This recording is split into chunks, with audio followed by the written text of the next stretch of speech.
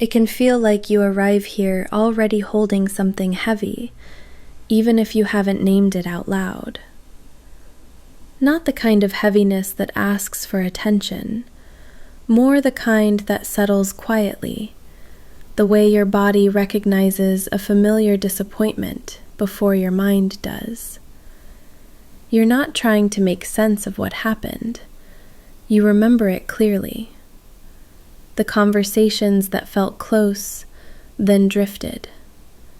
The moments where care was present, then suddenly less reachable. You remember how it felt to keep adjusting your expectations, just enough so you could stay. There's a tired knowing in that, a recognition that doesn't argue with itself anymore. You might notice how this experience didn't arrive all at once. It built slowly, through small moments that felt harmless on their own. A delay here, a softened promise there.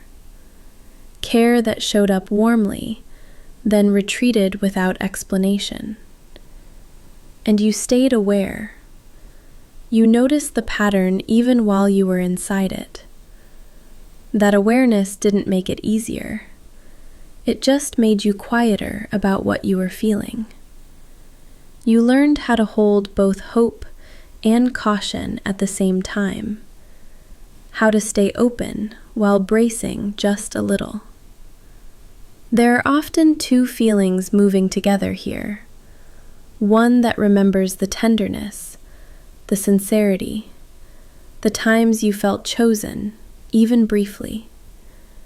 And another that remembers how often you were left holding the emotional weight alone. You may feel affection alongside resentment, appreciation alongside grief, wanting to honor what was real, while also feeling the ache of how incomplete it remained.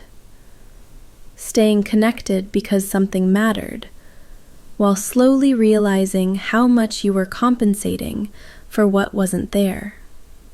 You may notice how naturally your attention turns inward, not with criticism, more like careful checking, wondering if you expected too much, if you asked for the wrong things, if your needs arrived heavier than intended.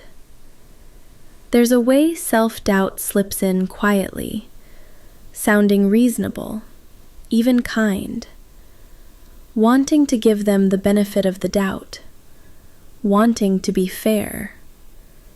You might replay moments, not to rewrite them, but to reassure yourself that the imbalance wasn't imagined, that the longing you felt had a shape and a weight.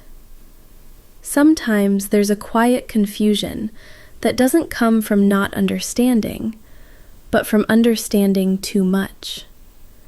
You saw the limits. You sensed the edges of what was available. And you stayed anyway. Not because you didn't know better, but because the care that existed made the lack harder to leave. Because partial connection can still feel meaningful. Because walking away from something unfinished can feel heavier than staying with the uncertainty. There's no requirement here to arrive at clarity. No pressure to decide what this says about you or them. The care can remain real. The insufficiency can remain real too. One doesn't erase the other. You don't have to turn this into a lesson. You don't have to gather insight from it for it to matter. This experience doesn't need to resolve itself to be valid. It can stay open, unanswered, still tender. You might notice how much energy went into staying emotionally available.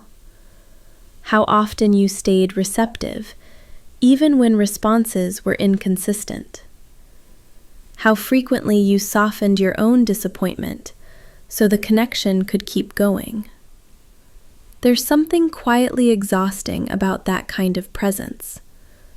Not because it's wrong, but because it asks you to keep holding space without knowing if it will ever be fully shared. There may be moments where you wonder if you were asking for too much, when really you were asking for steadiness, or clarity, or reciprocity. Those questions don't need to be settled here. They don't need to point anywhere. They can simply exist as part of how deeply you were invested, as evidence of how seriously you took the connection.